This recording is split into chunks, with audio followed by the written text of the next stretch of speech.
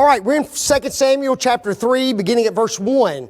2 Samuel 3, beginning at verse 1. Does anybody have an outline you'd like to share on this section? Anybody? Nobody. Number 1, David's strength and Saul's weakness. Number 2, David's sons born in Hebron. Number 3, Abner's strife with Ish-bosheth. Number 4, Abner's settlement with David. And then lastly, Abner's supplication to the factions. So 5 points. I try to get them all to alliterate, and you can do them any way you want to. Number 2, there was a long war between which two houses? Yes, the house of Saul and the house of David. Notice what it says. There was a long war. How many years are we talking about until the nation is healed again? Anybody remember? 7.5 years that we're going to be in this strife. And during that time frame, it appears like there was a lot of warring transpiring. Have we just gotten out of one war last week? Yeah, we just got out of one war, right? Who lost that war?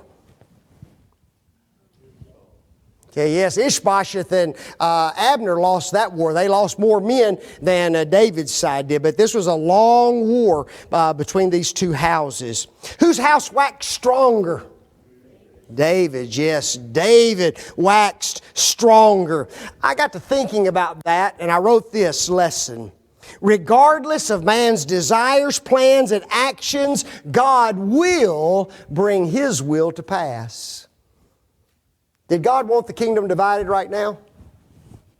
No, that wasn't His will. Had He already anointed a king even before Saul died? Yes. He had someone in succession. He had someone to step right into the throne. And yet there was one man, who was he? Who rebelled against that. Who? What one man rebelled against that? Surely you're picking up on who this man is now. No, Saul's dead. Abner. Abner didn't want this, folks. You're going to see that in the course. Abner's the one who instigated every bit of this. Okay? And so, but I find it interesting. Here Abner is. He rises up. He installs Ish-bosheth. He divides the kingdom. And yet, even though that happened, David waxes stronger and stronger and stronger and stronger. Why? Because God's will always what? Come to pass. Okay? So even though a man may rise up and go against God, God will still carry out His desires and His plans. In what city were the first 6 sons of David born? Yes, Hebron. Some refer to it as Hebron. Depends on your biblical pronunciator in your Bible, but the city of Hebron. Who was born to Ahinoam, the Jezreelitess? Yes. And his firstborn was Amnon of Ahinoam, the Jezreelitess. This is the oldest son of David. Okay, the oldest son of David. And a little bit later on in the text, is he going to have some problems? Anybody know? Anybody remember? Yeah, he's going to have some problems later on with a woman by the name of Tamar. Okay, Amnon and Tamar, and we'll read about them a little bit later as we go through 2 Samuel and all. Very interesting account.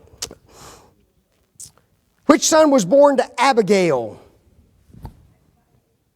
That's a hard one, isn't it? Don't know whether to say a K or a Ch.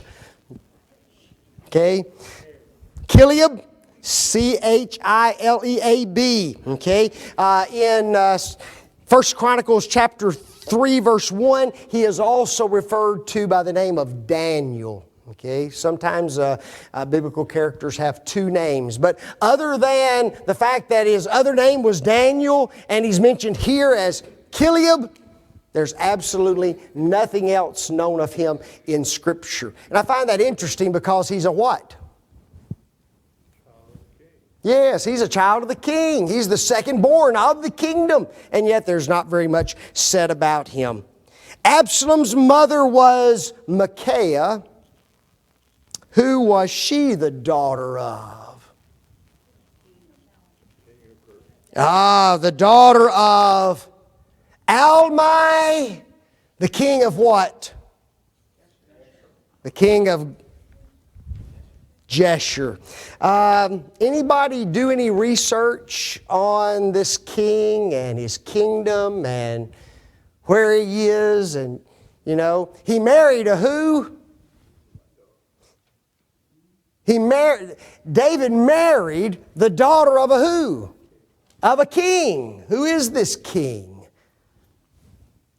He has a very little bitty kingdom. Okay? Folks, Geshur is over in the land of Manasseh on the Transjordan side of Jordan. It's on the east side of the Jordan River. When the nation of Israel was going to drive out all the tribes, they did not drive out the Geshurites. So guess what? They kept a small tribe. Okay? And apparently that small tribe developed into a little bitty kingdom within the nation of Israel, and they never were driven out of the land. And David took to wife the daughter of that king of that little bitty area inside the land of Manasseh. I just find that's pretty interesting. What child was born to Micaiah?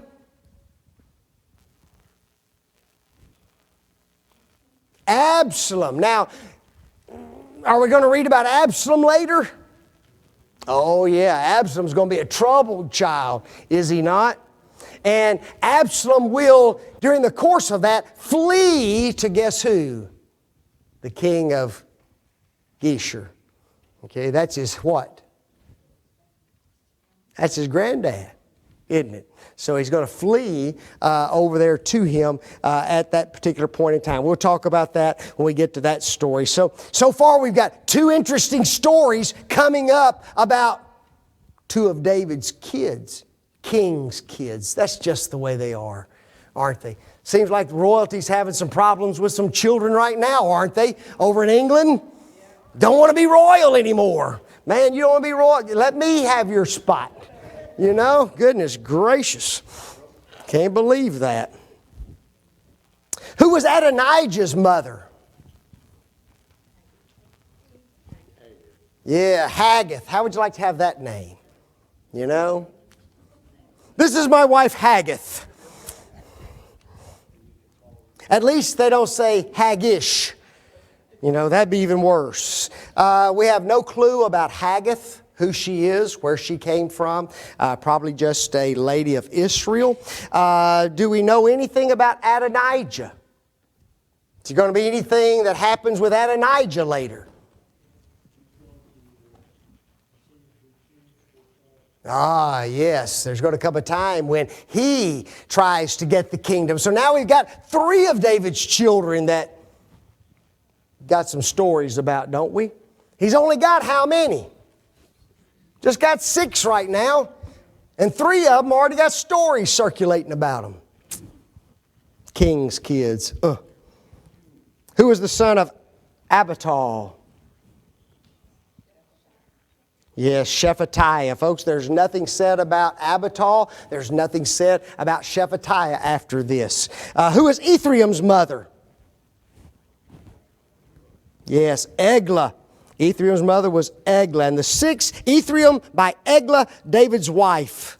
These were born to David in Hebron. Nothing's known of Eglah and nothing's known of Ephraim. So we've got 3 kids born in Hebron that we're going to hear a lot about in the future. And we've got 3 kids born in Hebron that we're never going to hear from ever again. Okay? And so pretty interesting.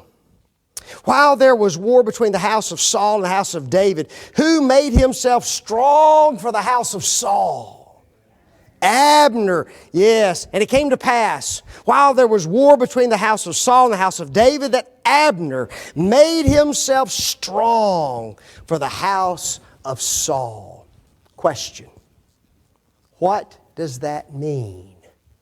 He made himself strong for the house of Saul.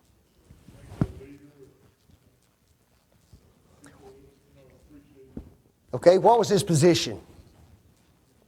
He's the captain of the armies, is he not? Okay, so he can militarily increase his strengths in the ranks of the armies, can he? Okay, make his commanders and make others that are under him even more loyal. Could he, as a commander, go throughout Israel and make agreements with this tribe and that tribe and this tribe and that tribe? Yes, guys, right now there's at least 10 tribes, really 11 tribes that are what? That appear to be under Abner, right?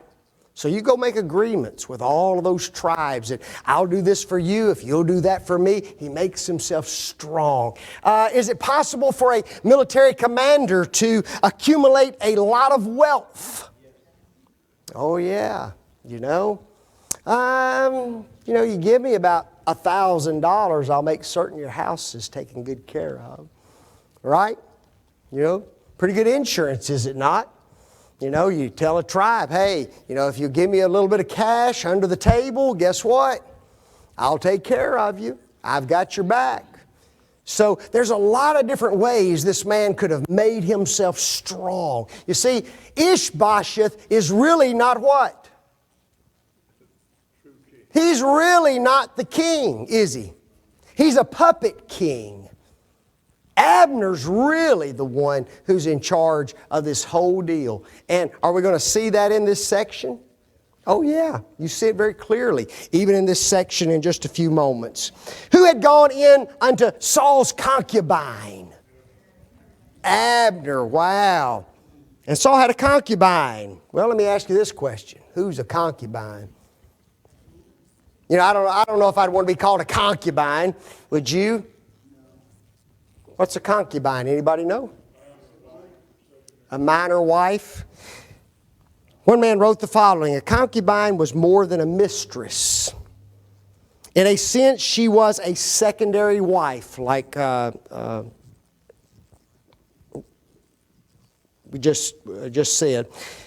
She was a member of the royal household, took her position beside the king in an official ceremony of appointment, and had the rights of a married woman. Unlike a true wife, concubines were usually acquired by purchase or were captives taken in war. She could be divorced summarily and then released, but never to be a slave. So she held a very important position in the family. Okay, she wasn't looked upon necessarily as the wife. She was looked upon as what? A sub-wife, but still a very important part of the household of Saul. Saul may have conquered an enemy and acquired her that way. He may have seen this woman somewhere and desired to purchase her for his wife. We don't know how he came about Rizpah, but he had her as a concubine. And Abner went in unto her. What does that mean? He went in unto her. Yes, he had a sexual relationship with her and most likely tried to bring her where? Into his household. Okay? But now remember, what is she? Secondary wife, right? Of who? Of Saul. If I can have a sexual relationship with her and she can become my wife, then it makes me look like what? I'm the king. Okay, because now I have the king's whats? I've got the king's wives surrounding me. So it lifted and boosted his position in the nation of Israel at that particular point in time.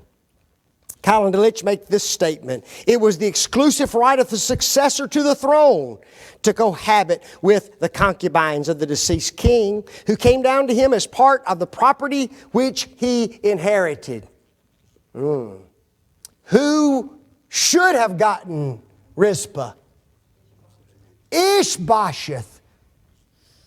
In this particular instance, okay, really David would have been the one, okay, but in this instance, it should have been who?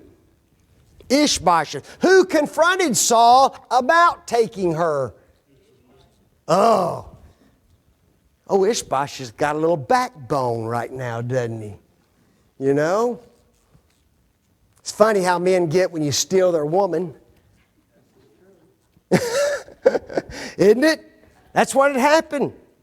Remember, I just read to you that who should have gotten Rizpah? Ish-bosheth.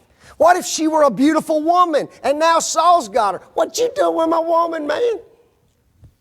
And that's what he asked Saul, right? What are you doing? Taking Saul's concubine. Because it was her, whose? She should have been his. And so it's interesting that he stands up to old Abner, doesn't he? He manifests, or at least it looks like he manifests a little bit of courage in his position. Should he have been able to take that woman from Abner and make that woman his if he wanted to? Yeah, he's the who. He's the king, folks. Well, at least he's supposed to be the king, isn't he? Unbelievable. Abner was kind when he was confronted by Ish-bosheth, wasn't he? Oh, I'm sorry. I forgot she's supposed to be yours. Here, you can have her. Is that what the text says? No. Then was Abner very wroth. Folks, those are two different words in the Hebrew language. Abner was what? Very wroth when he heard the words of Ish-bosheth. The little word wroth means to glow or grow warm, to blaze up in anger, to be hot, furious, burn, become angry, be kindled. He is absolutely, who said that word? Furious with Ish-bosheth. Okay? Then was Abner wroth for the words of Ish-bosheth and said, am I a blank blank? Who talks like that? Have you ever asked anybody that? You think I'm just a dog's head? I've never said that. But that's exactly what he says. What in the world does that mean? Am I a dog's head? A what? A low down. Oh, she. Yeah, guys. You know, it's not just the whole dog. It's the dog without his what? Without his body. You know, am I just no dog's head to you? See, dogs in Israel were thought of as very unclean kind of animals. They weren't, the dogs came and licked his sores. Remember that? They were just kind of strays out on the street. It wasn't like today. You know, you didn't spend thousands for your little dog, dress him up in a cute little outfit, and make certain that he's got 5-course meal. Okay, that wasn't the way dogs were. Dogs were despised, and so he just asked him, who do you think you're talking to? Are you talking to somebody who's contemptible, like a dog's head? You need to remember who you're talking to. That'd be today. Now, be careful. There's people in this audience like chopped liver. I don't know why, but I'd agree with you. Yes, it'd be kind of like saying, what do you think I am, chopped liver? Yeah. To whom had Abner shown kindness when he opposed Judah? Number 1, the house of Saul. Number 2, Saul's brethren. Number 3, and his friends. Folks, those are usually the 3 groups of men that are killed when a new king comes into office. You know that? Isn't that right? Notice what he says, the house of Saul. Okay? Everybody in the house. Okay? Servants, the whole house of Saul. And especially his what? Especially his brothers. Because the brothers always think what? I'm next in line to get the throne. And then there's always the who? The friends. Right? And so usually those are killed. Well, Ish-bosheth has come to the throne, and guess who's still alive? Saul's house, Saul's brothers, and Saul's what? And all of his friends. And guess who that's because of? Abner. Ish-bosheth, don't you get it? If it weren't for me, you'd be what today? Dead. You'd be gone. Don't you get it? Man. What had Abner not done to Ish-bosheth that he could have done? He could have turned him over to David, could he not? And have not delivered thee into the hand of David, that thou chargest me today with a fault concerning this woman. If Abner had been doing what he was supposed to do, if Abner had been loyal to David, what would he have done? Would he have set up Ish-bosheth? Who is Ish-bosheth? We remember? One of the sons of Saul, isn't he? If he was doing what he's supposed to do and show loyalty to David, he would have immediately grabbed Ish-bosheth and any other sons, ran them over to David and say, here, they're yours now. I'm under your command. He didn't do that. He saved his life, put him up as king. When you're king, do you live a pretty good life? Yeah. You know, you live a pretty good life, don't you? Pretty easy life. And so basically what he's telling Ish-bosheth is this. You are biting the hand that what? Is feeding you. Don't you get it, Ish-bosheth? Are you a goofball? You know? Man. What's the meaning of 2 Samuel 3:9? Here's what it says. So do God to Abner, and more also, except as the Lord hath sworn to David, even so I do to him. That's a lot of verbiage. What does it mean? He knew that David was rightful king. Okay? Folks, when he says, so do God to Abner and more also, he is pronouncing a curse upon himself. Okay? That's what he's saying. If I don't do with David, to David, as God wants done to David, then let him deal with me. Okay? So basically, all he's promising is, now I'm going to what? Now I'm going to do what God has wanted to be done all along. You want to know what that tells me? That tells me Abner knew he was in rebellion against who? Against God Almighty. That's scary.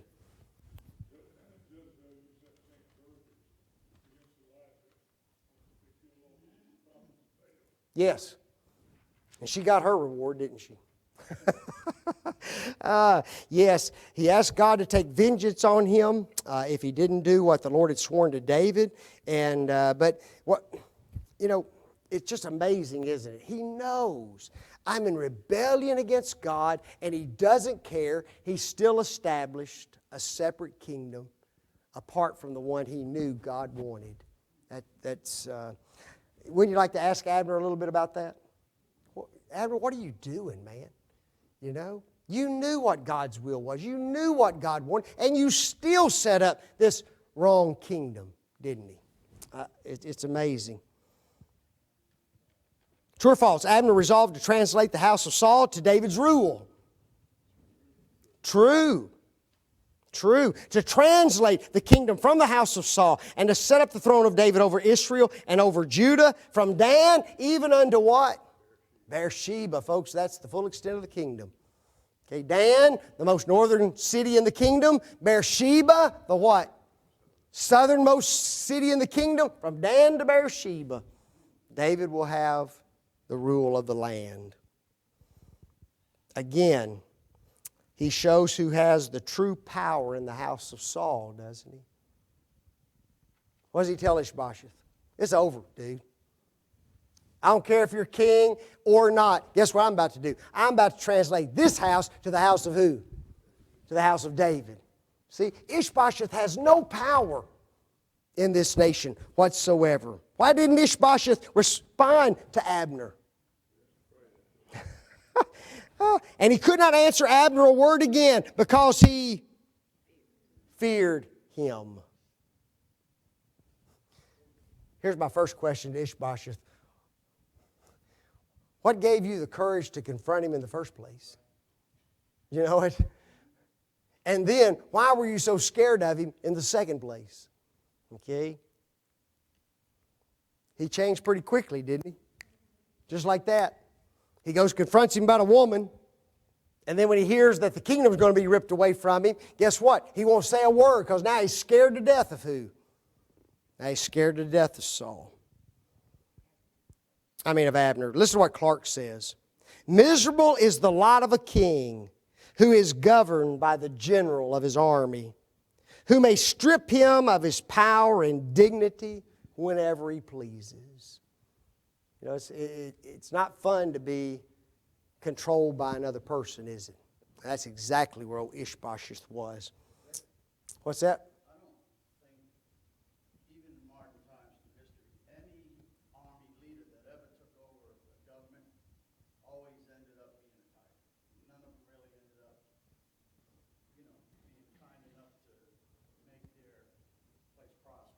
We had one for our nation, didn't we? Fortunately, General George Washington, he did pretty good, didn't he? He was the military commander. He didn't even want to be the president. It was almost forced on him, okay? And he decided that he would do it, and he did well in his position, but he sure didn't want it. But he's an exception to the rule. You are exactly right. Most of them don't turn out very well. What did Abner want David to make with him? Ball league? Oh, an agreement. Oh, I thought you were going to get a ball team going or something. Abner sent messages to David on his behalf saying, whose is the land? What did he mean by that? Whose is the land? What had happened to the land, folks? It had been split in half. The only portion of that land under David's control right now was what part? Judah. Folks, if you look at a map of the division of the land in the Old Testament, Judah, it's a big tribe, but it's not very much of the kingdom. The entire rest of the kingdom belonged to Abner and Ish-bosheth. And so Ish-bosheth just asked David, whose is the land? Well, what do you think David thought? It's supposed to be mine. I'm the king. Saying also, make thy league with me, and behold, my hand shall be with thee to bring about all Israel unto thee. Man. What's old Abner doing? Feathering his nest. I was going to say he's saving himself, isn't he? You see, if you'll make a league, let me ask you, you think the league with David had anything to do with Abner being able to live after the league was made? Oh, I bet you there's a clause in there somewhere. You know, thou shalt not kill Abner. You know, I bet that's in there somewhere. That's probably line 1, you know. Oh, Abner's not stupid, is he? You make an agreement with me, and I'll do what? I'll turn the kingdom over to you. And he's really trying to protect himself from this particular individual. What's a league? Anybody look up the word? Okay, a compact. It's interesting. In the Hebrew language, it literally means a cutting. C-U-T-T-I-N-G, a cutting. And the reason that the word stands for a compact is because when two sides got together and made an agreement with one another, there was always a what? A sacrifice. Okay? And that sacrifice would ratify the agreement that they had together. So they referred to these leagues as what? Cuttings. Okay? Because that's where they would come to an agreement one with another. Abner could not see David's face until who was brought to him? Michael. Now wait a minute. Wait. How many wives this man already got? He already got 6. Ain't that enough? Oh.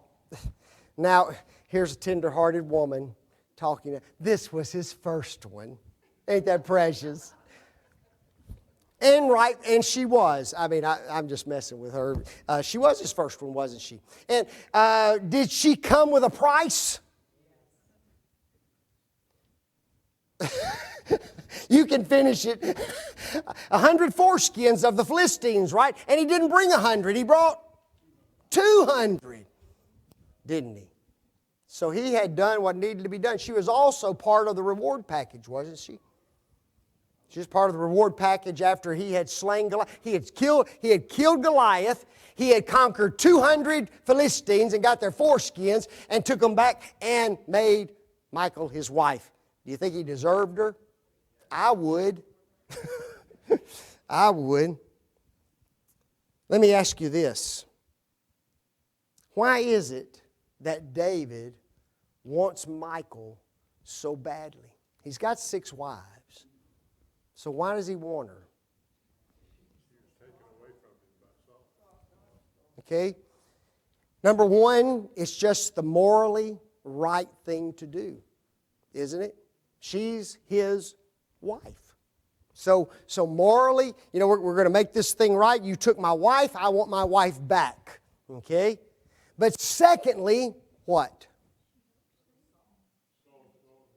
Saul's daughter.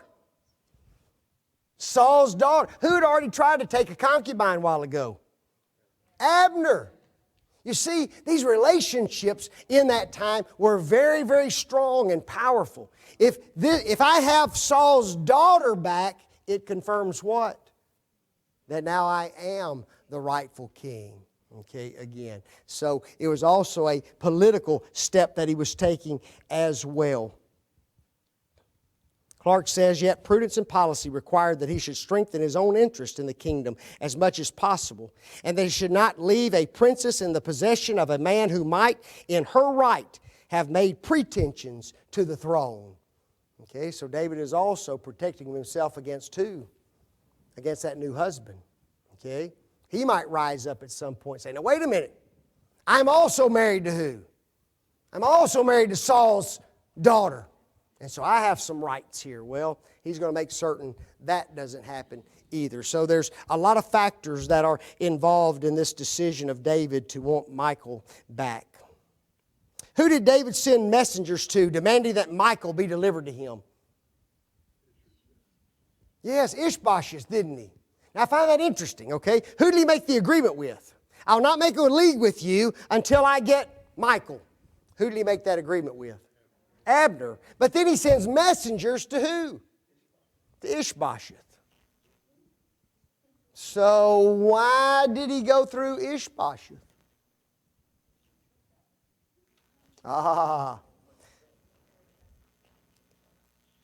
There's 3 things that are down here. This would have been the duly appointed means of acquiring her. Okay? If I go through the king, I go through the duly appointed method, and the king releases her to me, then guess what? Nobody can say anything legally. Okay, because I went through the proper methods. Number 2, to see if Abner really had the power to do what he said he would do. Right? Abner said, you make a league with me, guess what? I'll give you the kingdom. Part of the league was what? Give up a wife. That means that Abner had to go to Ish-bosheth and tell him what? When you get a message from David that he wants Michal, guess what you better do, little guy? You better send her right there and there to him. See, he's trying to figure out who is the real responsible party in the kingdom at this particular time. Does Abner have the power that he really says he has, or does he not have the power that he says that he has? One wrote the following, that it might be apparent that he had dealt justly with Paltiel in the presence of his king, and that he had received his wife back again and had not taken her by force from her husband. Okay, so he's also being a just man to who? To the new husband. Okay, and it doesn't just walk into the house and take her. Ish-bosheth refused to honor David's request. False. And Ish-bosheth sent and took her from her husband. Now I want you, did you hear what it just said? He took her from her husband. You know, we live in a world today that if you ask people to do some things, people say, oh, that's so cruel, and that's so mean, and that's so, oh. Well, was this a pretty bold move? Yeah. He'd had this woman for quite some time now. David had been on the run from Saul for years, folks. Okay? How old is David when he takes the kingdom? He's 40 years old when he takes the kingdom, right? Okay? He's an older man when he takes the kingdom. And he'd been on the run from Saul for numerous years. They may have been married 15, almost 20 years. And now he takes her away from this man. Wow. Who had become the husband of Michal? Yeah, Paltiel or Paltiel. We don't know a thing about him except this right here. He had married Michal, the king's daughter. Now, it does tell me this. He must have had a little bit of position in Saul's kingdom. Okay? Saul's the king. This is his daughter. Folks, king's daughters just don't go to anybody. Okay? It'd be interesting to know exactly what position he had held in Saul's government or in the kingdom, but it must have been a fairly high-ranking position. How did Paltiel react when she was taken? Yes, he followed her and wept all the way to what? Bahurim. Can you imagine? Can you see that poor guy? Takes his wife, puts her on a horse. They walk away. What does he do? He just goes, Michal, give my woman Michal back. Give Michal back. Just boo-hooing, man. Now, the reason I bring it up is because of this, folks. He loved that woman. This was a marriage. It was a husband-wife relationship. It had been for numerous years. And he loved her even to the point that what? When she was stripped away from him, he didn't just say, oh, that's okay, I don't need her anyway. You know, he loved her enough that what? It broke his heart for this woman to be taken from him. Okay? But yet, it was according to what? According to the law. All right? Very, very interesting, though. Who sent Paltiel back home? Abner. Isn't he a sweetie? Then said Abner unto him, go, return. And he what? He returned. Folks, Abner's a pretty powerful guy, isn't he? He just amazes me. Who did Abner contact after he first aligning with Israel? Yes, he first called the elders of the tribes. Okay, each tribe had what? Their old men that were looked to for their wisdom and for their advice and for their guidance. So he goes to them and he gets them on board, doesn't he? Okay, very, very interesting that he does that. True or false? The elders of Israel had wanted David to be king over them in times past. Isn't that something? Saying, ye sought for David in times past to be king over you. I just find that interesting. It shows me a couple of things. Okay, number one, they really did care for David and wanted to do God's will, but it shows me, number two, Abner's power over the nation. Here you've got the old men who want David as king, and yet Abner doesn't allow it. Okay, you're not going to do it until when? Till I want it done. You see how much power Abner had over the kingdom at that particular time? Drop down to 32. Which tribe did Abner speak specifically to? Who? Benjamin. That's right. He spoke specifically to Benjamin. Why Benjamin? That's the tribe of who? Saul. Folks, they're the ones who are really benefiting from this relationship. Okay? They're the ones who are able to stay in those high positions of authority. They are the ones who have the most to what? The most to lose if they go back to David. Okay? Are they okay with it? Yes. Okay? Man, we don't have time for all that. I hate that. I may talk about a couple of things in a couple of months with you when we get back to worship and things. That was a joke.